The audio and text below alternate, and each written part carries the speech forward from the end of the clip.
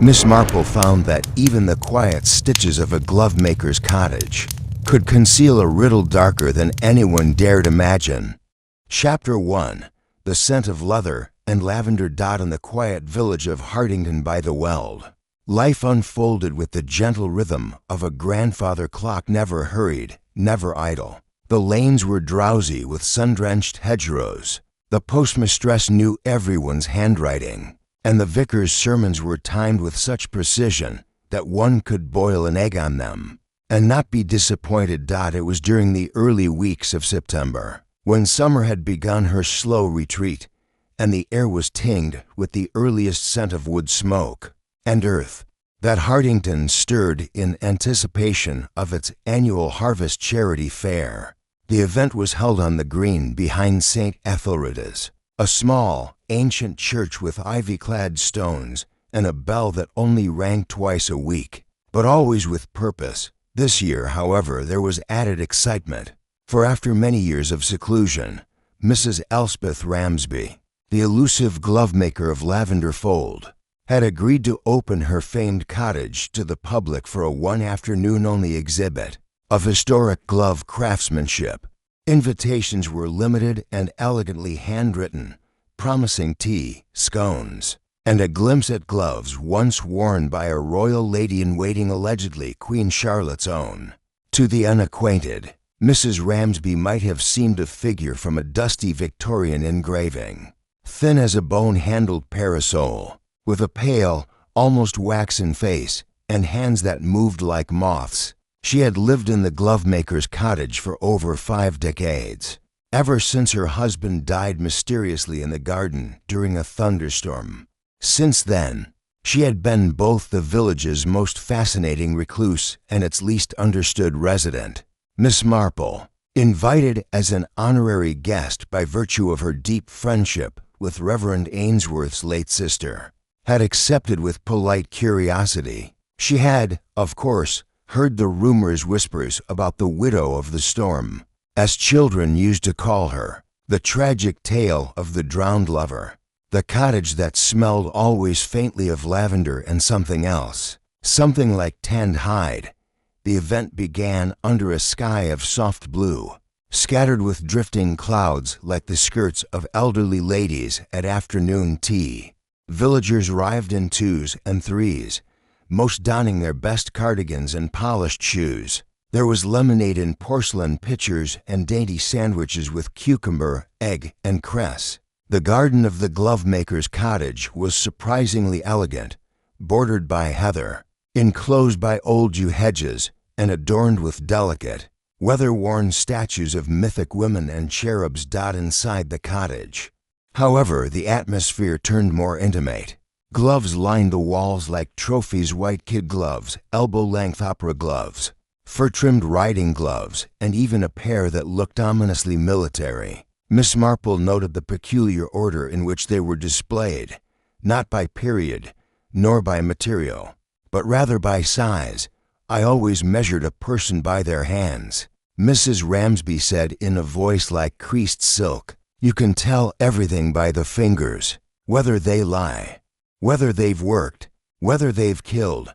There was a polite laugh among the guests, but Miss Marple merely nodded. She had known a man with soft, manicured hands who once threw a garden fork at his cousin in a fit of rage over an inheritance. One could never be too certain with appearances. The guests roamed the cottage in subdued wonder. A small note beneath a glass dome read, "Pair of mourning gloves. Seat 1889. Belonged to Beatrice Hardstone. Disappeared from Hampstead under mysterious circumstances. That one gives me the chills," muttered Mrs. Weatherby, the baker's wife, to her friend Doris Field. "Fancy keeping such a thing in the house." Miss Marple, standing nearby, tilted her head at the gloves display case. A faint smudge on the interior glass looked suspiciously like a fingerprint, though it was difficult to say how recent. "Untold Beatrice Hardstone was never found," said Miss Marple quietly. "Half to herself. You know about that case?" asked Mrs. Field, half in awe, half in discomfort. "I know about people," said Miss Marple, and moved on. The afternoon passed gently until the moment a shriek sliced through the murmuring calm like scissors through velvet. It came from the back room, what used to be the old sewing parlor, now cordoned off with a velvet rope and marked private. Guests rushed toward the sound, but Miss Marple moved steadily, already observing faces. Mrs. Weatherby's shock seemed genuine, while Doris Field looked slightly excited. The vicar's wife, Mrs. Ellison, whispered a prayer under her breath, and young Inspector March, who had attended in uniform as part of a community liaison gesture, pushed forward with more enthusiasm than decorum. Inside the parlor, amidst bolts of satin and vintage sewing shears, lay Mrs. Ramsby collapsed across a faded armchair, her pale face drained of its usual ghostliness and now taking on a more immediate, terrifying gray. A small cut bled along her temple, and her right glove, she had been wearing a pair of antique white gloves, for effect was gone. "I found her like this," stammered a younger woman near the door, pale and trembling. "I only wanted to ask about the gloves. I didn't go past the rope." Miss Marple took in the scene without panic. The overturned teacup on the side table, the half-unraveled spool of black thread, the gloves, the surviving glove draped on the floor like a fallen lily. "She's dead," said Inspector March, to fingers pressed to her throat. "Murdered, by the look of it." Gasps and murmurs spread through the room like ripples through pond water. Miss Marple did not speak. Not yet. Instead, she bent ever so slightly and picked up the single white glove. There, on the inner seam, embroidered so faintly it could barely be seen, were 3 tiny letters in thread now dulled with age.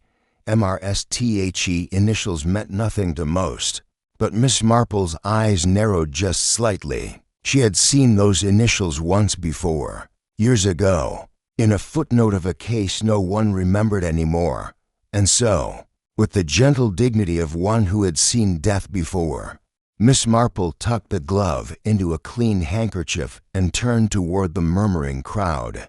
"We should let the inspector do his work," she said kindly, "and not crowd the poor woman. There is time enough for questions, and I expect quite a few will need answering." Behind her, the glovemaker's cottage stood like a puzzle box half opened. Within its walls, the scent of lavender still hung, but beneath it, something darker began to seep through. Miss Marple, more alert than she appeared, had already begun to trace the threads, for if there was one thing she knew, it was that a glove only told half a story, and someone in the room was already preparing to hide the other hand. Chapter 2, Whispers.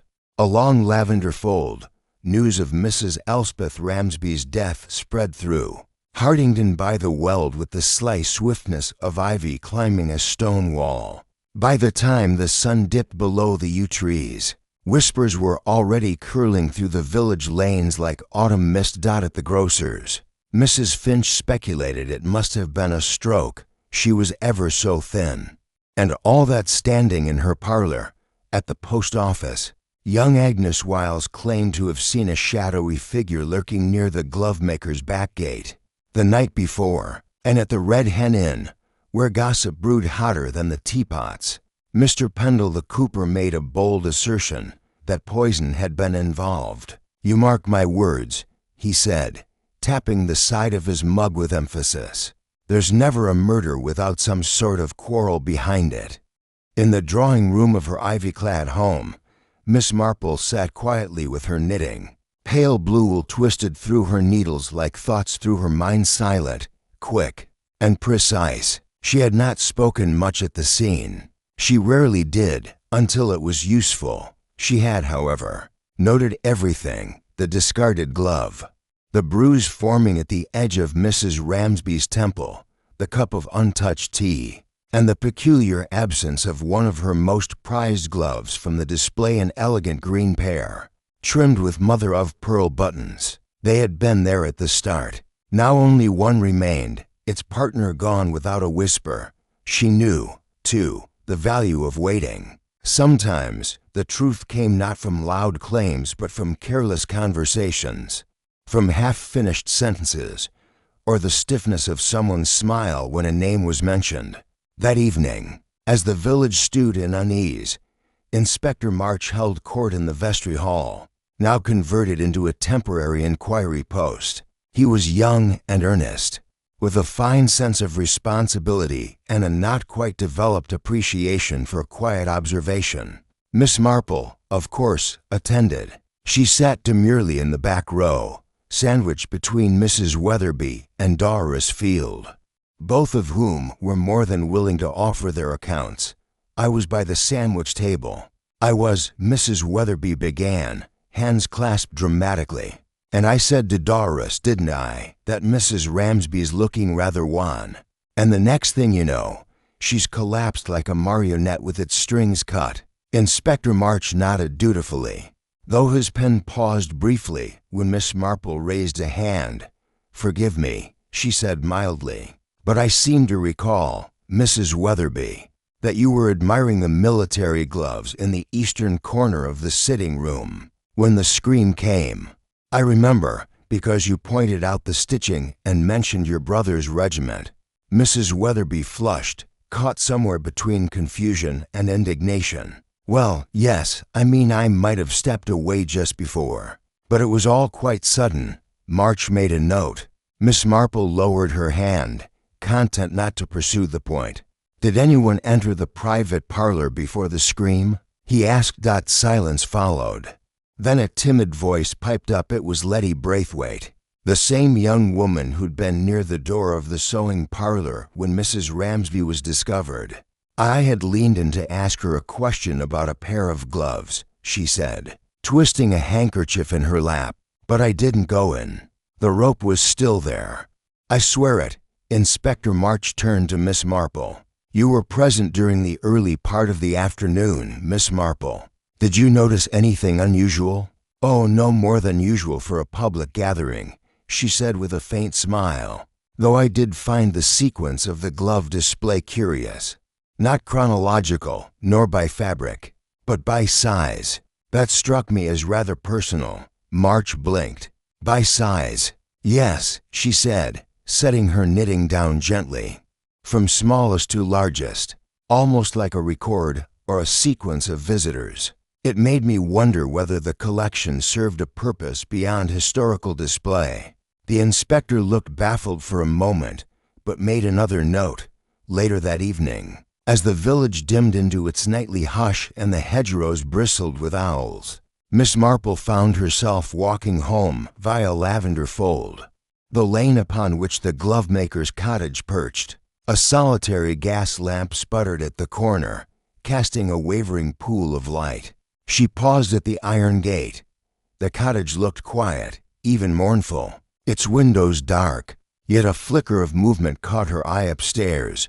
A curtain shifted ever so slightly, as though stirred not by wind, but by someone watching. Miss Marple did not linger. She continued on.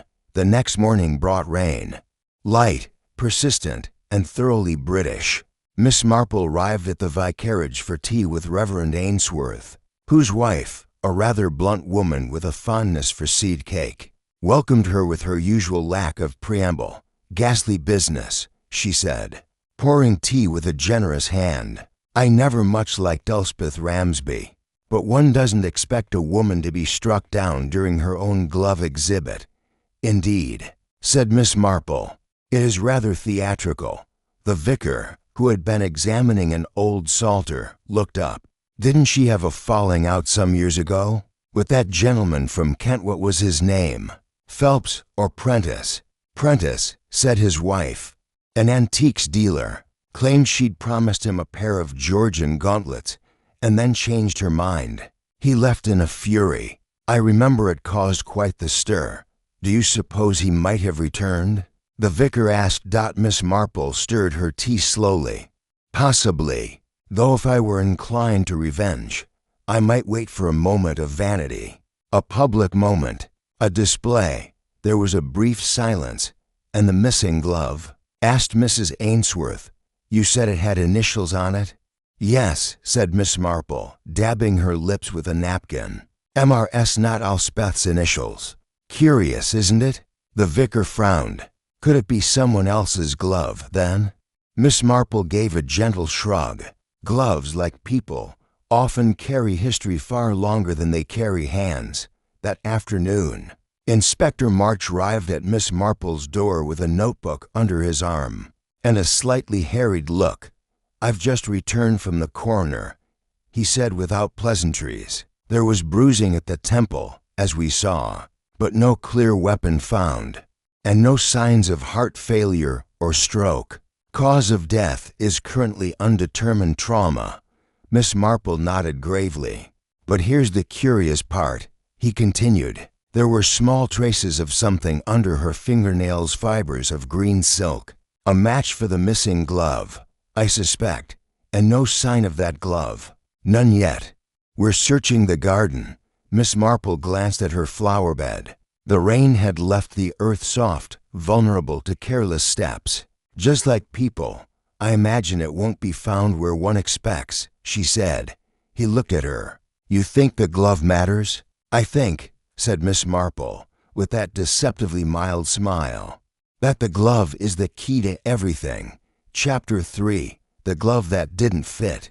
By Thursday morning, the village was caught in a peculiar hush-awaiting silence, as though Hardington by the Weald itself were holding its breath. Even the robins seemed less chirpy, and the milkman, a man of few words to begin with, delivered his bottles with extra care, as if fearing the clink of glass might disturb the mood. Miss Marple had just finished pruning her delphiniums when Constable Jerry Riddle knocked on her gate with an apologetic air and a notepad clutched tightly in one hand. "Begging your pardon, Miss Marple," he said, "but Inspector March thought you might be able to identify this from the envelope he carried." He produced a single glove, green silk, lined with thin suede, and finished with 3 mother-of-pearl buttons. It had a faint tear near the thumb seam, and along the edge, smudges of what looked like dried soil or more curiously charcoal.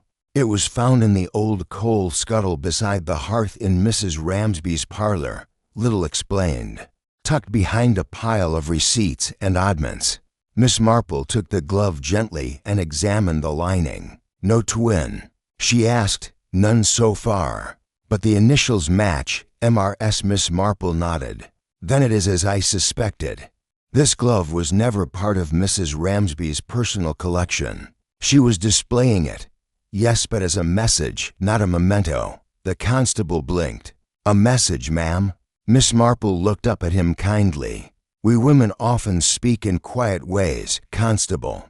Through the placement of an ornament, the choice of a guest list, or indeed, the careful selection of which gloves to display in public after a lifetime of privacy."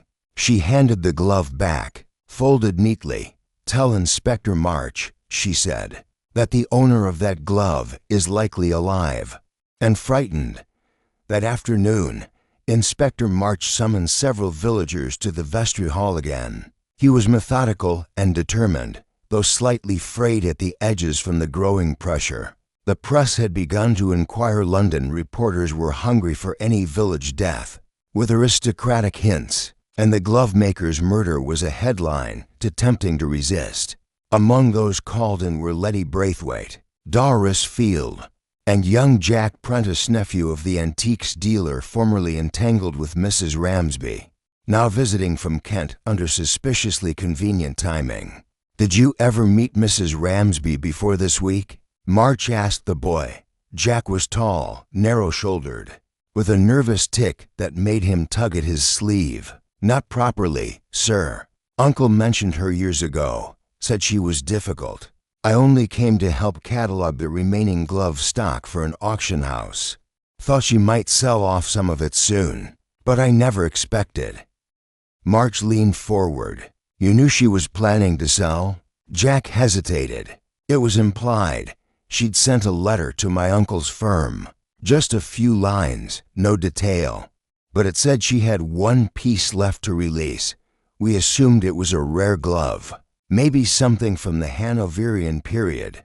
Miss Marple, seated quietly at the rear, looked up at that 1 piece she murmured to herself. Not a pair, later, in the vicarage garden where she had been invited for tea once more. By the Reverend's wife, Miss Marple turned over this phrase in her mind. Like a key searching for the right lock. She thought of the glove, its size, the initials, the fact it had been hidden behind the coal scuttle, of all places. Then she recalled something else, something barely noticed at the time, in the display room. Mrs. Ramsby had paused longest in front of the green gloves, before the scream had interrupted everything. Her hand had hovered above them, as if she were about to speak. Isn't it strange? Miss Marple said aloud, how the things we try most to hide often end up being the very things that shout. The vicar's wife paused mid-slice through a seed cake. Are you speaking philosophically or practically, Jane? Both, I suppose, Miss Marple replied with a smile. I was thinking of Mrs. Ramsby's niece.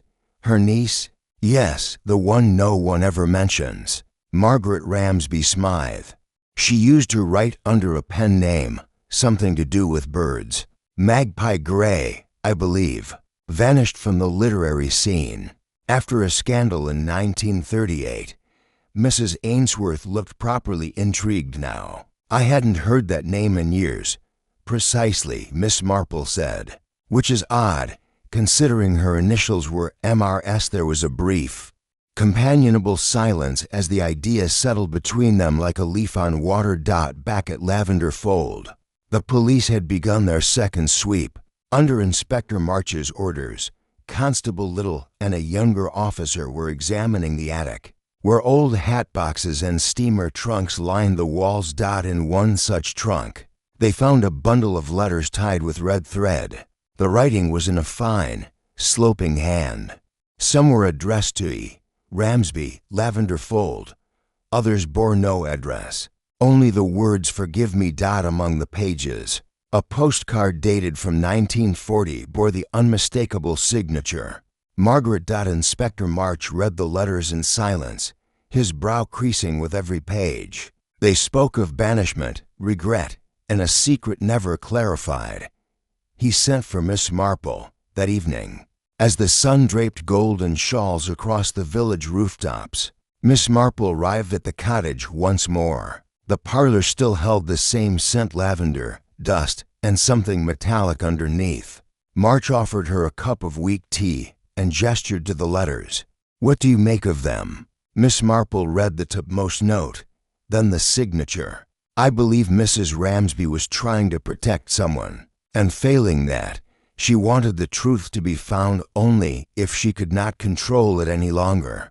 You think the niece might be involved in her death? I think, Miss Marple said, her voice soft, that Mrs. Ramsby might have known she was going to die, and that she had chosen to die perhaps not by her own hand, but through manipulation. She arranged her gloves like a ledger. Her final exhibit was not a celebration, but a confession. March looked bewildered. But what about motive? Miss Marple folded the glove carefully on the table. Ah, motive. Always a tangle. But in my experience, it often boils down to one of three things: love, shame, or inheritance. And in this case, I suspect all three are in play. Outside, rain began again, gentle and persistent. Inside the cottage, the glove lay between them, a delicate relic from a life sewn together by precision, pride, and secrets. Chapter 4. The Visitor with No Name. The following morning broke pale and damp, with fog clinging to the edges of Hartington by the Weald like a shawl unwilling to let go. The hedgerows were beaded with dew, and the cobbles of the high street gleamed slick beneath the passing boots of a solitary stranger. He was not quite young, not quite old, his features sharpened by travel, his coat weather-beaten and unfamiliar. He bore the quiet watchfulness of a man who had spent time being overlooked and had learned to use it to his advantage. He paused outside the village notice board for a long moment, then continued up Lavender Fold without a glance at the passers-by. Inside the post office, Agnes Wiles watched him through the smudged glass. With all the suspicion a 17-year-old could muster, Didn't see him comin' by train. She whispered to Mrs. Finch, "He's not from Hardington." "I know that much, Mrs. Finch." Never one to let a story go uncooked, narrowed her eyes. "Mark my words, he's come for the Glovemaker's will." At that moment, Miss Marple was returning from the vicarage with a small bundle of books, tucked beneath her arm, novels of a forgotten Edwardian sort, dog-eared and pithy. As she stepped off the path near Lavender Fold, she did notice the stranger. He had paused at the old iron gate of the Glovemaker's cottage, hand resting lightly on the latch, gaze turned upward to the shuttered window. There was something unusually deliberate about the way he stood, as if waiting not for someone to appear, but for a memory to rise. Miss Marple naturally took the long route around and entered her garden by the side gate. From the shade of her clematis arch, she observed as the man removed a small envelope from his coat and slid it through the letterbox. Then, just as quietly as he had come, he turned and walked down Lavender Fold, disappearing into the mist. Later that afternoon, as Inspector March continued his paper trail interviewing solicitors, former acquaintances, and auction house contacts, Miss Marple found herself paying an unannounced visit to Doris Field, who had always claimed to be acquainted with everyone's cousins, in-laws, and back-row wedding guests. "Oh yes," Doris said, stirring her tea with unnecessary vigor. "That man, I saw him. Not quite London, not quite local. The look of someone who's been turned out of somewhere better than this. Walked right past my window. I said to Mrs. Weatherby, I said, 'There's a face I wouldn't trust with the sugar tin.'" Miss Marple smiled politely and set down her cup. "And yet, he seemed sad. Doris blinked. "Did he now? The sort of sadness that doesn't belong to now. The kind that's been carried a long way." Doris stared at her for a moment, perplexed, then quickly offered seed cake as distraction. By early evening, Miss Marple returned home to find a small envelope resting on her doormat. It was sealed in thick paper, addressed in neat, angular script, "Miss Jane Marple, Ivy Cottage, Hardington." No stamp, no sender. Inside was a single sheet of paper. "She was protecting me, even now. But the glove should have stayed buried. There are things that don't belong in daylight anymore. You see what it caused. I only came to retrieve what should never have surfaced. I will leave by morning. No need to look, no name, no date." Miss Marple folded the letter carefully and set it beside her tea tray. The next day dawned brighter, as though the storm clouds of secrets had retreated, though only slightly. At Lavender Fold, Inspector March stood before the hearth, examining a pair of half-burned photographs found tucked into the chimney sweep's ledge. One was of Elspeth Ramsby, much younger, smiling tightly beside another woman whose face had been half singed away by fire. The other photo had fared worse. Only a portion of a shoulder remained, and part of a uniform, a military one. "Odd thing to burn so selectively," March muttered. Miss Marple entered just then, greeted the constable politely, and took a brief glance at the evidence. "It wasn't about destroying them," she said quietly. "It was about deciding who could never be seen again." March turned to her. "You think the stranger, whoever he was, came to collect those gloves?" "I think he came to bury something," Miss Marple said. "And Mrs. Ramsby, perhaps, chose not to let him." March frowned. Why would she resist? If she was trying to protect him, because people change, Miss Marple said gently. Even when love doesn't. She might have hidden the glove once to spare someone, but when the guilt became unbearable, she decided to unearth it. Her final exhibit wasn't an accident. It was a confrontation. March looked at her. "You believe she knew he would come back?" Miss Marple gave the faintest of nods. "She left breadcrumbs. One glove. A letter to the auction house. Gossip in the village. Even the way she invited so many people for the first time in decades. She lit the beacon, so to speak. Then why did she die?" Miss Marple looked at the glove on the mantelpiece. Perhaps she realized too late that some truths don't come without cost. That evening, Constable Little came knocking once more. The mysterious man had indeed left, seen boarding a morning lorry heading south. No luggage. No name offered. Miss Marple merely nodded. He's done what he came to do. Should we try to track him down? Little asked. She smiled gently. No, he will carry his burden longer than any sentence could impose. Later, alone in her sitting room, Miss Marple reread the note by lamplight. The final line echoed louder each time, that no need to look. But of course, Miss Marple had always looked. It was how she knew that when a person says don't look, it's usually because the truth is already standing in full view, and it was not quite done revealing itself. Chapter 5. A Glimmer in the Ashes. The autumn sun filtered through Hardington's amber trees, casting long, dappled shadows across the lane to Lavender Fold. Beneath its crisp beauty, however, the village remained quietly unsettled.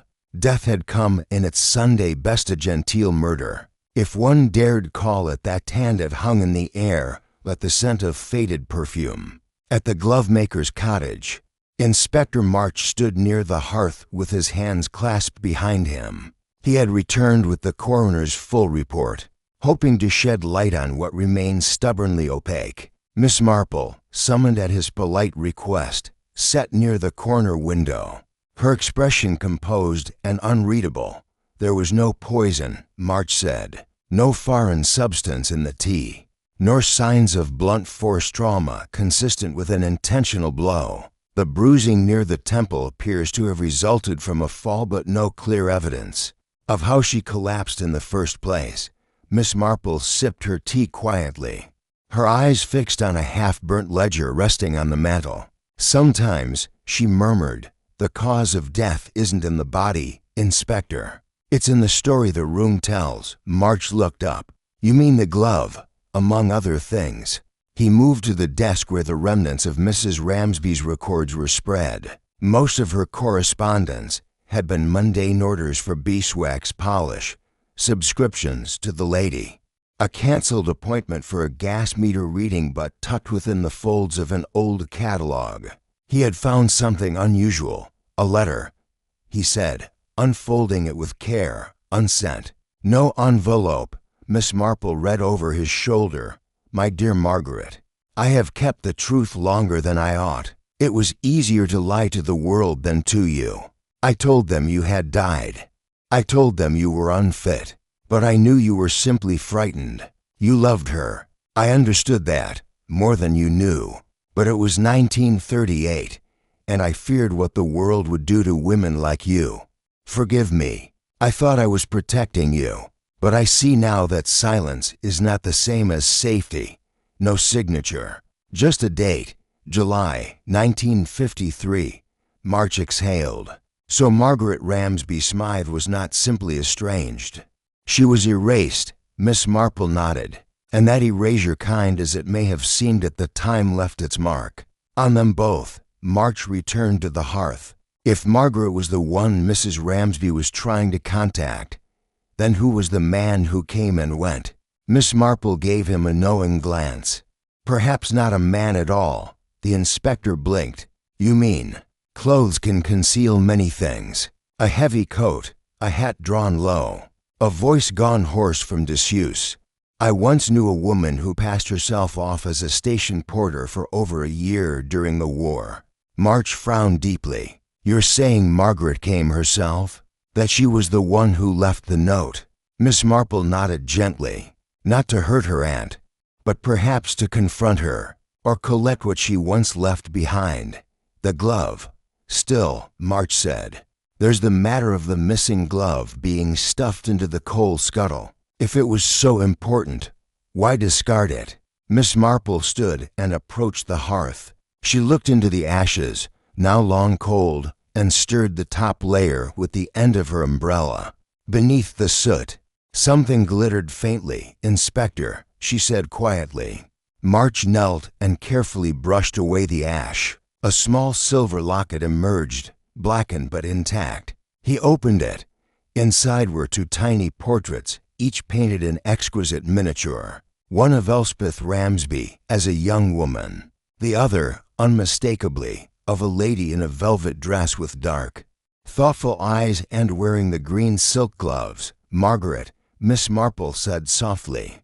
On the back of the locket, barely visible, was a worn engraving, "Let the truth wear no gloves." March looked up at her. "A family motto? A personal one, I think." Later that day, Miss Marple returned to Ivy Cottage with the locket wrapped carefully in a napkin. She placed it beside her growing collection of clues, not just physical objects, but impressions, conversations, and fragments of silence. These were the materials she trusted most. She thought about Margaret possibly living under another name, perhaps even in Hardington itself. Someone no longer young, no longer angry, but still watchful.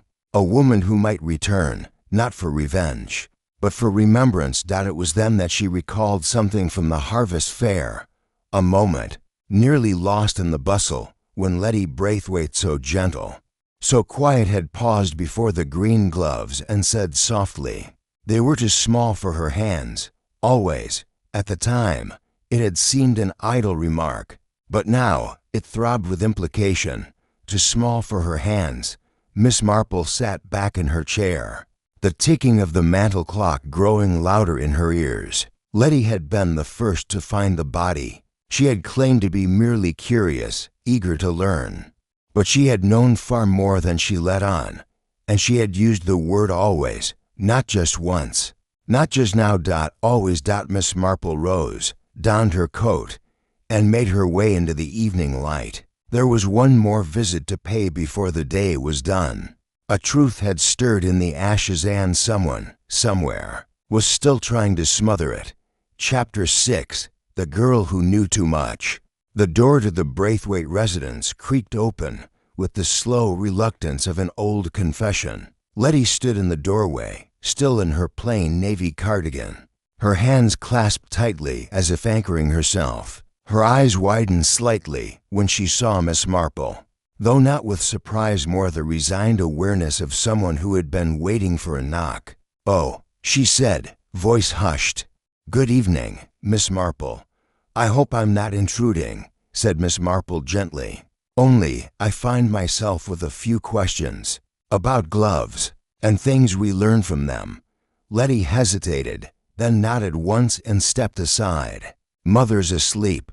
She doesn't like evening callers." Inside, the Braithwaite house was quiet and modest. Faded wallpaper, the scent of lavender polish, and a small iron stove that ticked as it cooled.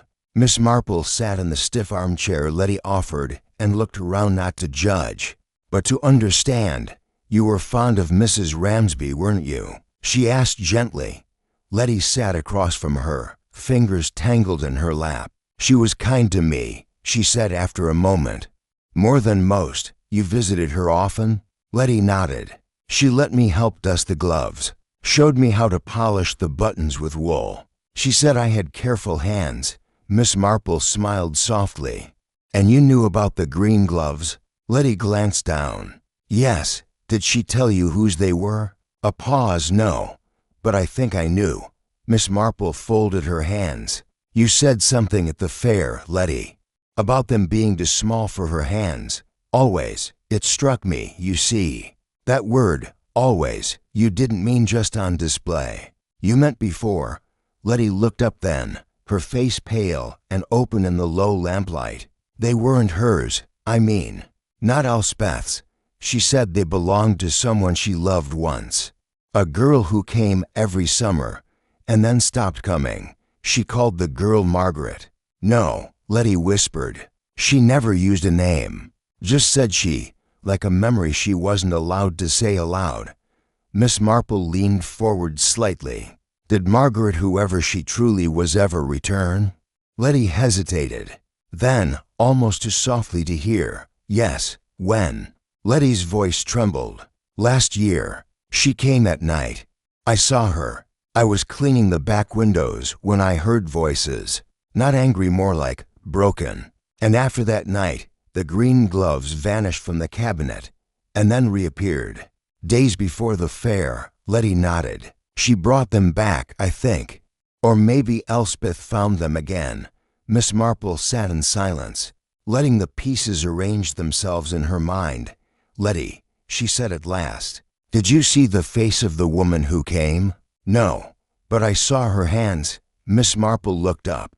Her hands, they were strong, but careful, like they were used to hiding how much they'd done.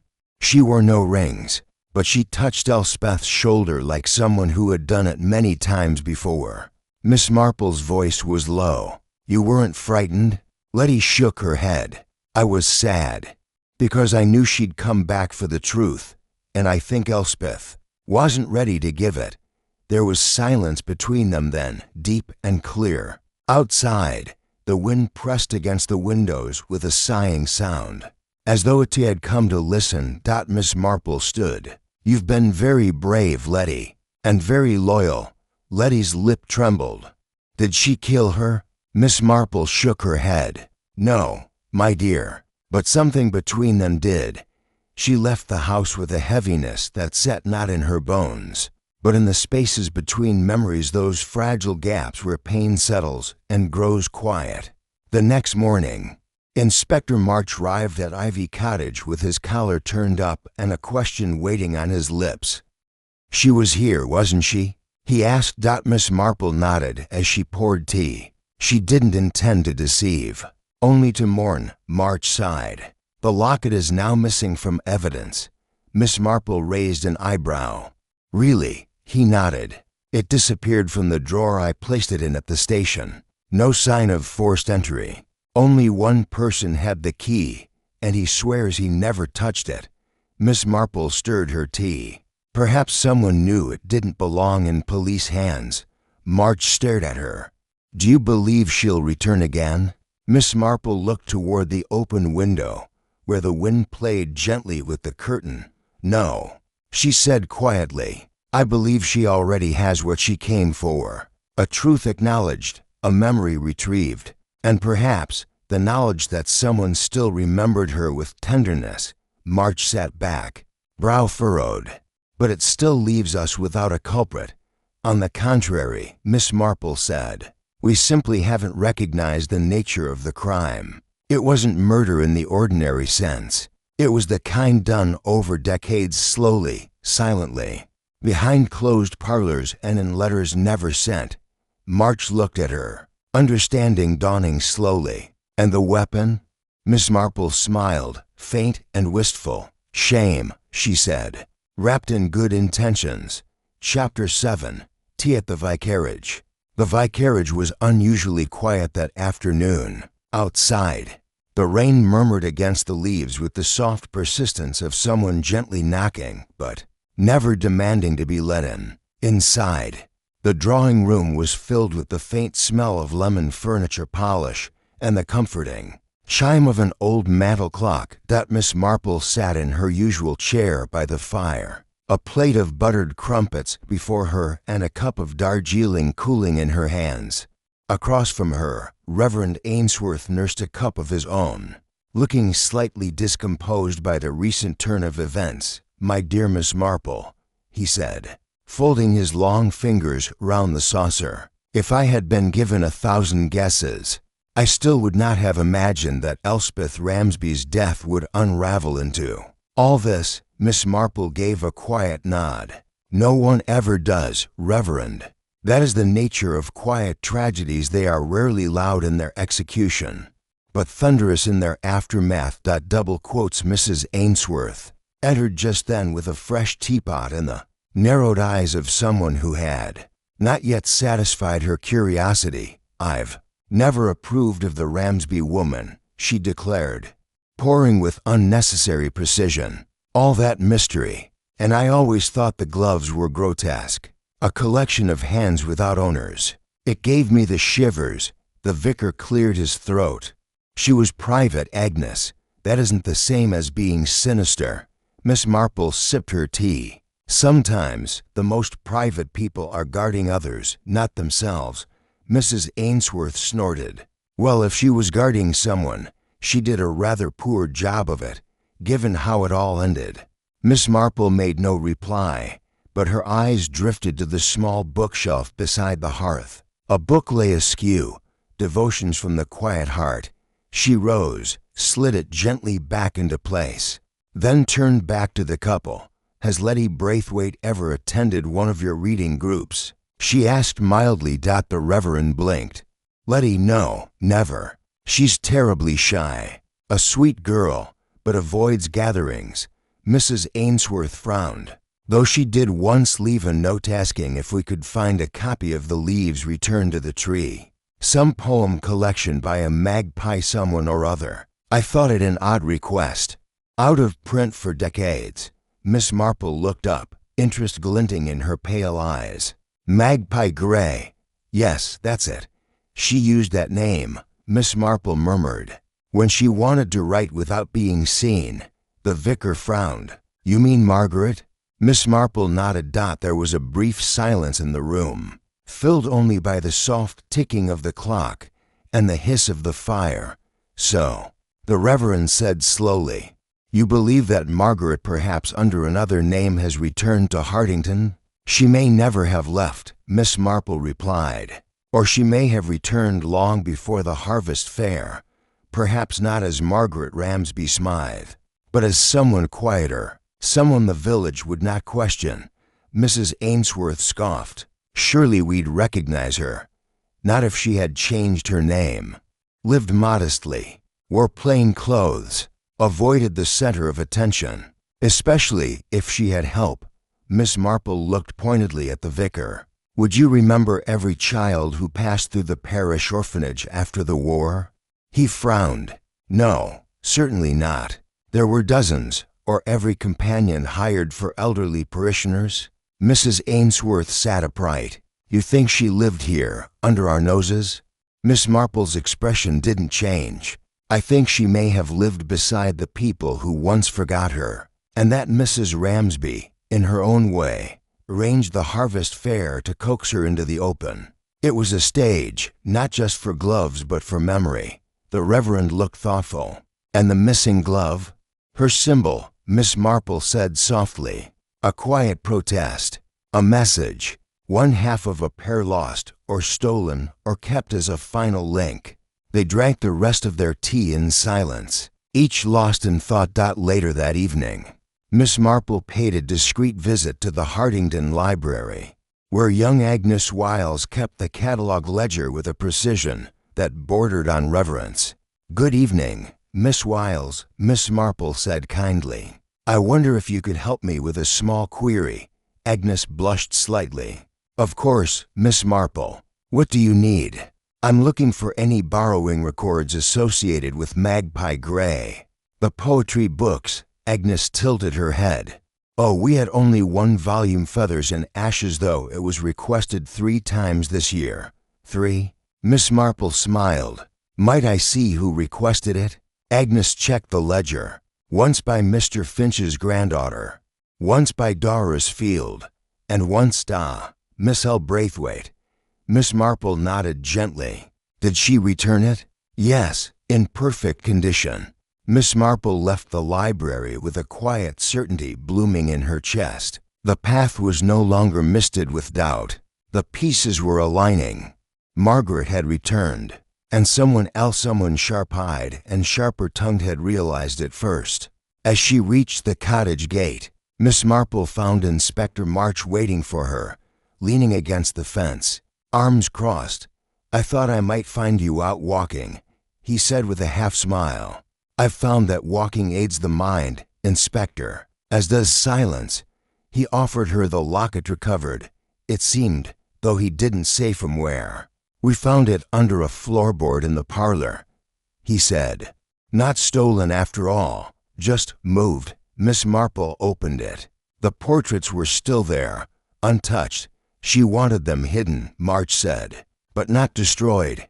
She wanted them remembered, Miss Marple said, only by those who could carry the memory kindly. March looked at her. "You think she's still here, don't you?"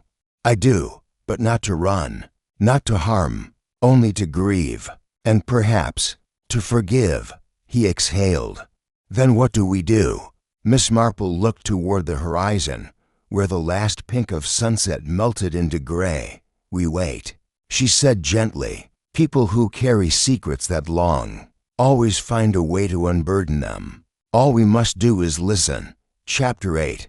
The Secret at Lavender Fold. The next morning arrived with a low mist settling over Hartington by the Weald, turning the village into a half-remembered dream. Roofs shimmered with dew, and the hedgerows whispered with damp leaves as if nature itself were tiptoeing around a secret. Miss Marple stood before the Glovemaker's cottage, her eyes on the faded ivy that curled around the lintel. The house seemed quieter than usual, though that was a peculiar thing to say about a house whose owner was no longer among the living. Still, it felt as though the walls were waiting, holding their breath. Inspector March had unlocked the front door at Miss Marple's request. "You're certain about this?" he asked as they stepped inside. "I'm certain something remains," she said softly. Something Elspeth Ramsby hid, not to preserve herself, but to preserve someone else. And I think we're finally ready to understand why. The parlor was just as it had been, the gloves displayed like museum pieces along the walls, the faint trace of lavender still hovering in the air. But now, without the presence of their maker, the room felt hollow. Even the gloves seemed deflated, as if mourning the absence of the hands that had once cherished them. Miss Marple moved with care, pausing at the display cabinet that held the rape-haired green gloves, both now reunited, though one bore the faint mark of a tear stitched clumsily closed. She took a long breath. "Look here, Inspector." He followed her gaze to the shelf below the gloves, a false panel at the back barely noticeable, but slightly misaligned. March stepped forward, running a fingertip along the wood. "A compartment?" Miss Marple nodded. She was meticulous in all things. "That panel is a deviation." March pried gently, and with a click, the wood loosened. Inside was a small tin box, wrapped in faded silk. He withdrew it and opened the lid. Inside were several items: an envelope marked to be opened only in my death, a key, and a worn photograph, and burnt and whole. This one showed Elspeth Ramsby with the same dark-haired woman from the damaged photo. They stood in a sun-dappled garden, heads tilted inward in a moment of quiet intimacy. Margaret. Inspector March set the box on the table and opened the envelope. Miss Marple stepped back, letting the truth come in its own time. "If you are reading this, then I am gone. I do not know whether I was killed or whether I collapsed as expected. I had not been well, but it matters little now. What matters is the truth. Margaret was my niece by blood, but my daughter by love. I raised her after her mother died. I cherished her brilliance, her fire, her hunger to be seen. And when she fell in love with a woman, a poet, a soul so like her own, I tried to protect her from a world that would have punished her. I thought silence was kindness, that sending her away was mercy. But I broke her instead. She returned to me once, years later, when she had become someone else entirely. She was no longer Magpie Gray, no longer Margaret. She called herself Letty. I knew from the moment she stepped into my garden. She asked nothing of me. She only helped, dusted the gloves, sat quietly while I stitched. She never asked for forgiveness, and I never offered it. Cowardice, I suppose. But in these final days, I invited the village not to show off but to open a door. I hoped she would walk through it as herself. I hoped I would be brave enough to name her again. If I failed in that, then let this letter stand as my confession. Elspeth. There was a long pause in the parlor. March folded the letter, his brow furrowed with the weight of the story. "Letty." Miss Marple gave a slow nod. "Not quite the girl we thought. She's lived here for years, blended in. She even cared for Elspeth. She came not for vengeance," Miss Marple said gently, "but for restoration. She took what scraps her aunt offered: work, quiet company, and stitched herself back together." March's face softened. "So she was there, in the parlor, the day Elspeth died. You think she saw it happen?" "I think she may have held her hand, The inspector exhaled. Then the bruising? Miss Marple shook her head. A collapse, possibly from a stroke or heart failure, exacerbated by nerves. Elspeth had been building to that moment for years. It may have simply overtaken her. March turned to the gloves on the shelf. And the missing glove? She removed it after Elspeth's death. Perhaps as a keepsake. Perhaps to protect the symbol of their shared secret. But she returned it later. She never meant to erase anything. March looked thoughtful. Then what do we do now? Miss Marple smiled gently. You do nothing. You let her grieve. Quietly. She's not a danger to anyone. And the only justice left to be served is remembrance. That evening, as twilight spread over Hartington like a velvet cloth, Miss Marple returned once more to Ivy Cottage. Her garden was still wet from the morning mist, the soil dark and rich beneath the rose bushes. A small envelope lay nestled among the leaves of her hollyhocks. Inside was a single note, written in a familiar hand. Thank you for not looking too closely.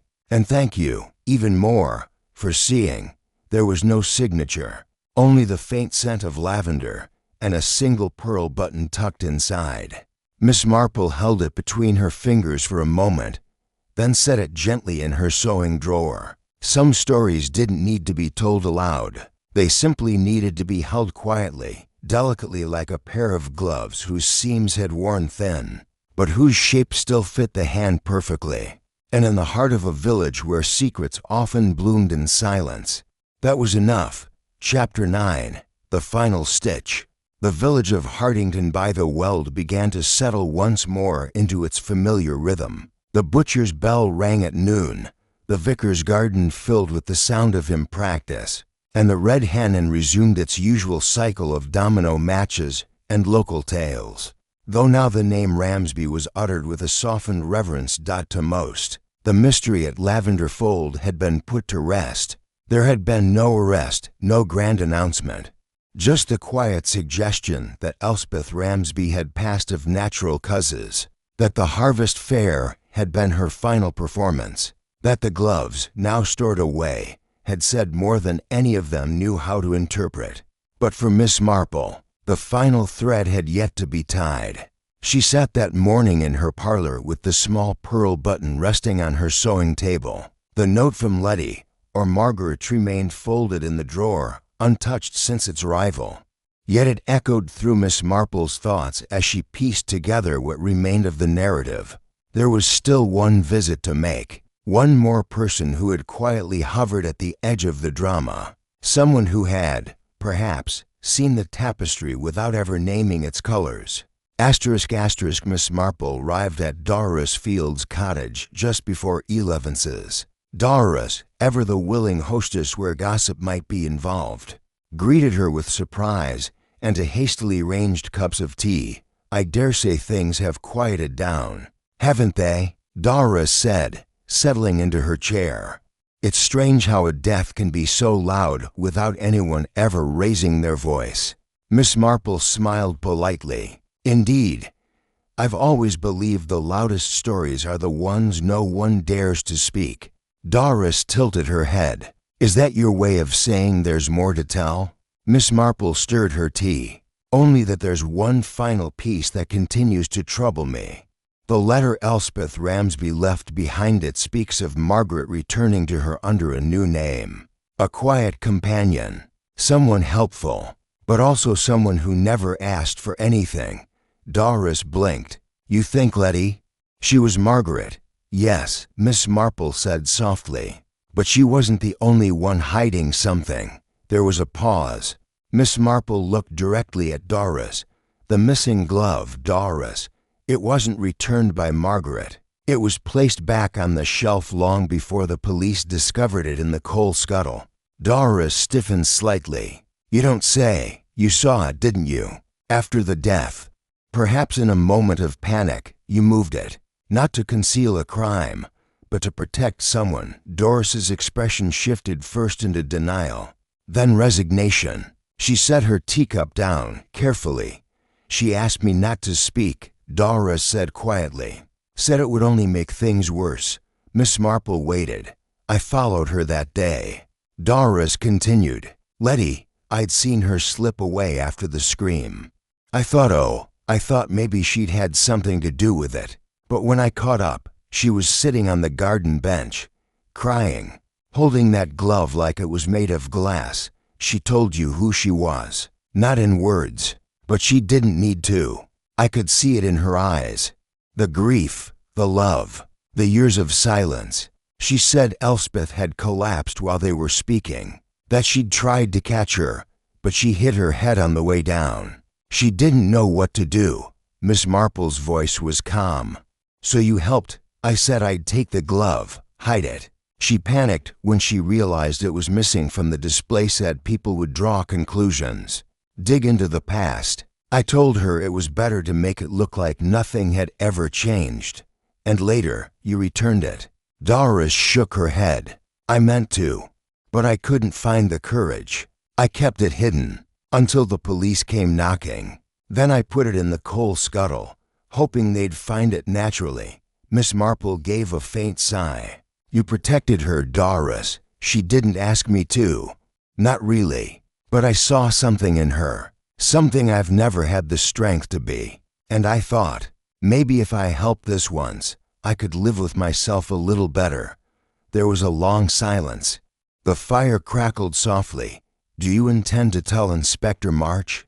Doris asked, voice thin. Miss Marple shook her head. No, the truth doesn't always belong in a courtroom. Sometimes it belongs in a quiet drawing room, with crumpets and regret. Doris blinked hard. She's gone, you know. Packed a small bag and took the train yesterday morning. No note, no farewell. She left what mattered, Miss Marple said gently, and took only what she could carry. That evening, Miss Marple returned to Lavender Fold one last time. The door had been locked by the solicitor now overseeing Elspeth Ramsby's estate, but the garden remained open, and Miss Marple passed through the gate with a familiarity born not from trespass, but memory. The bench where Margaret had last sat was damp with dew. Miss Marple brushed it off with her handkerchief and sat, listening to the wind rustling through the hedges. She thought of Elspeth, proud and guarded, and the long years she spent in silence, of Margaret, broken by shame not of her own making, of the green gloves once torn, now mended, and of all the things stitched and unstitched between them. And she thought of the village, too, so quick to forget, so careful to pretend, and yet capable of the quiet kindnesses that stitched a heart back together. She pulled the small pearl button from her pocket and left it gently on the bench, not as a clue, but as a kindness. Chapter 10. The Hands That Were Never Seen. The funeral of Elspeth Ramsby was modest, as she might have preferred. No grand eulogies, no ornate floral displays, only the murmur of prayers beneath a cloudy sky, and a scattering of familiar faces from Hartington by the Weald, gathered at St. Ethelrida's churchyard where the yew trees bowed as if in solemn respect. Miss Marple stood at the back, her gloved hands folded neatly round her handbag. She watched the proceedings with her usual quiet attentiveness, noting every bowed head, every stolen glance. There was no Letty among the mourners, no Margaret, but Miss Marple hadn't expected her. Some goodbyes were made long before the rest of the world ever noticed. After the burial, the villagers returned to their routines, with the practiced efficiency of those accustomed to moving past unpleasantness. The Red Hen Inn reopened before the hour struck 3. Doris Field was overheard telling Mrs. Weatherby that she'd taken in an extra tin of shortbread for the mourners but found no takers, and the vicar, though touched by the ceremony, began promptly rewriting Sunday's sermon with only a passing reference to those we fail to understand. But for Miss Marple, the case remained unfinished, not with a mystery, but with a reflection. She returned to Ivy Cottage and sat by the window where the last of the roses drooped toward the sill, heavy with October's end. She laid out each piece of the puzzle, not physical clues, but human truths, Elspeth Ramsby had lived half her life inside the prison of her own choices.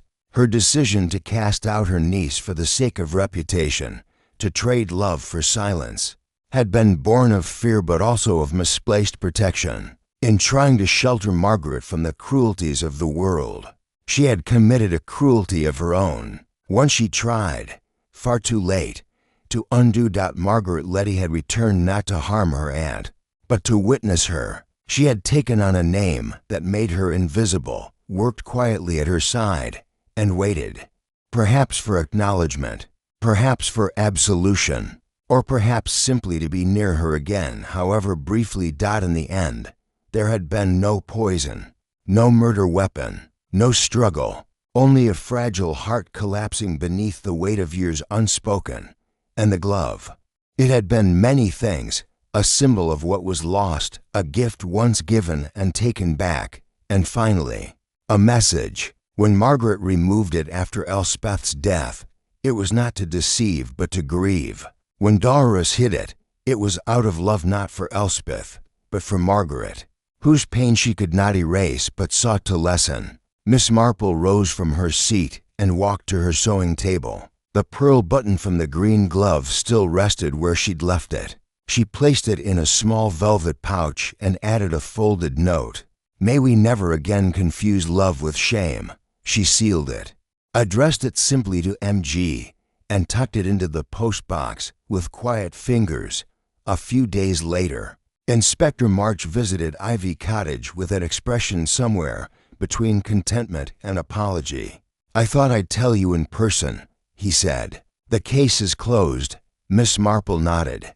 "The coroner has ruled Elspeth Ramsby's death as natural causes, likely a combination of stress and heart failure. No criminal activity." She offered him tea, which he accepted, and he leaned back in the armchair with a sigh.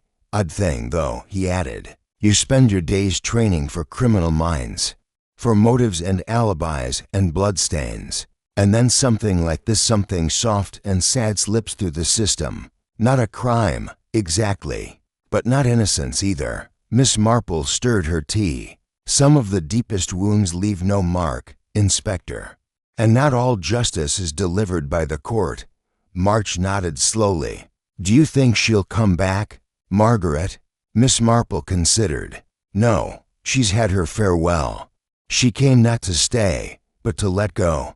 He smiled faintly. "You were right about her, from the beginning. The way she lingered near that glove cabinet, the way she knew how to disappear.